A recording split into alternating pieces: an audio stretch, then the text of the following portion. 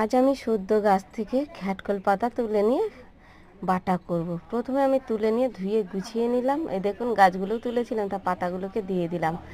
সেইগুলোকে পেস্ট করে নিলাম মিক্সিতে তার সাথে কালো জিরেও দিয়েছিলাম, দিয়ে পেস্ট করে নিয়ে কড়াইতে রসুন পেঁয়াজ সব কিছু ভালো মতো দিয়ে লাল লাল করে ভেজে শুকনো লঙ্কা দিয়ে ভাজা করে তার মধ্যে দিয়ে দিলাম ঘ্যাটকল পাতাগুলো যে পেস্ট করা ছিল সেইগুলো দিয়ে দিলাম। দিয়ে পরিমাণ মতো নুন হলুদ দিয়ে কাঁচা লঙ্কা পেস্ট সব কিছু দিয়ে ভালো করে নাড়াচাড়া দিতে দিতে ভালো করে এদিক ওদিক করে নাড়াচাড়া দিয়ে ভালো করে ভাজা করে নিলাম।